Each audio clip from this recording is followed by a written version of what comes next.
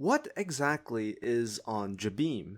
In the most recent Kenobi episode, it briefly mentions Jabiim, a supposed safe haven for jedis and Force sensitives, where they go to receive new identities and to start a new life away from the Empire. But what exactly is Jabiim, and what makes this place so special? Canonically, there really isn't much to say. Situated in the Outer Rim, Jabiim was used by the First Order to mine ore. During this time period, Wookiees were used as slaves, that is until Chewbacca was able to free the prisoners and escape.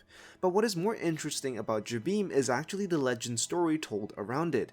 In Legends, Jabiim had a much more extensive description and backstory. Described as a small, muddy Outer Rim world, the planet would be the staging ground for some of the fiercest battles ever fought in the Star Wars galaxy. The surface of the planet is described to be continuously pelted by torrential rains and constant drizzles. The ground was often muddy and shifting due to the onslaught of the rain. It was also a planet susceptible to planet quakes and was in general not a great place to live. But Jabiim's true value actually lay beneath its surface. Especially rich in ore, the planet became a strategic consideration for many galactic-wide factions. However, by the time of the Battle of Yavin, its ores were beginning to be depleted, and the decades of exploitation and mining caused the planet to slowly transform into a desert world with seas of black ash and slag, making it essentially a dying planet. In its early pre-Republic history, the planet was known by another name, Gwenhez Minor, and a part of the Tionese Empire. It would later be a featured battleground during the Cold War between the Old Republic and the Sith Empire. But its more detailed history would only come with its admission into the Galactic Republic around 3000 BBY. However, during its time in the Republic, the planet would suffer from an outbreak of brain rot plague, devastating the local population. Yet despite its contribution to Republic taxes and appeals to Coruscant for aid, the planet received very little help. The impact of the plague also brought on a whole other host of troubles. Attacks from pirates and bandits were a common sight, and with no Republic aid, resentment among the local inhabitants grew. The lack of Republic attention would culminate during the outbreak of the Clone Wars. Feeling neglected, Jabiim chose to side with the Separatists. A planet-wide coup led by Alto Stratus was launched that ousted the few Republic loyalists that remained. Unable to reconcile with the new rulers of Jabiim, the Republic, unwilling to lose the valuable mines to the Separatists, launched an assault led by none other than General Obi-Wan Kenobi. The Republic initially experienced significant gains, launching successful offensives against the forces of Alto Stratus and the Confederacy.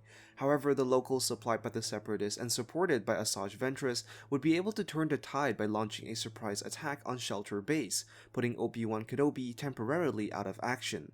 The sudden blow forced the Republic to retreat to the southern hemisphere of the planet. The Separatist advance was only slowed after a group of Padawans led by Anakin Skywalker managed to hold off the Separatist forces for a few days in the Battle of Cobalt Station, giving the Republic enough time to evacuate its forces. But out of all the Padawans that held the Separatists back, only Anakin survived.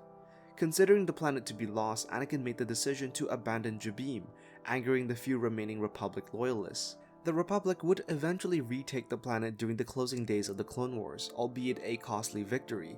Jabiim would ally themselves with the Galactic Empire, however, some continued a struggle for independence. The era of the Galactic Civil War didn't bring Jabiim any moment of reprieve. Following a failed rebel raid on Karita, the Imperial Command deduced that Jabiim would be the next most likely staging ground for a raid. The Imperials, led by Darth Vader, launched a massive assault that wiped the rebels off the planet.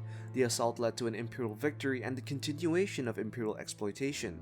However, as time went on, Jabiim's ore supplies began to diminish due to overmining. Nevertheless, Palpatine was unwilling to withdraw from the planet despite constant harassment from local resistance.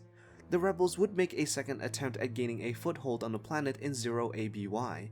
A task force led by Luke Skywalker was dispatched to support the locals. However, as a young Luke would soon find out, the legacy of Anakin Skywalker was still fresh in the minds of the Jabiimi, and they did not forgive nor forget. The Empire would launch a second invasion of the planet, repeating the successes of its earlier invasion. Crushing the local rebellion, the Empire took additional steps to ensure complete pacification of the planet. Striking a deal with a group of wealthy Jabiimi, they would be given their freedom in exchange for the enslavement of the entire planet. Vader would further seal the planet's fate. Haunted by the early memories of his former life as Anakin, he ordered the full-scale decimation of the planet, purging all life under the pretext that the Rebel Alliance would be deprived of a potential ally. The planetary bombardment forced the locals to seek shelter in the nearest mines, and weeks after the planet-wide decimation, the last Jabiimi stronghold would fall. All remaining survivors were enslaved and shipped to Callus, ensuring no resistance to Imperial rule. That is, until the fall of the Empire. So that was the complete story of Jabiim, especially in Legends. Clearly there are some strong links to the current Kenobi series, so it'll be interesting to see how this all plays out and which elements are brought back into the series. Anyways, that's all for this video. Be sure to like and subscribe, and I will see you in the next one.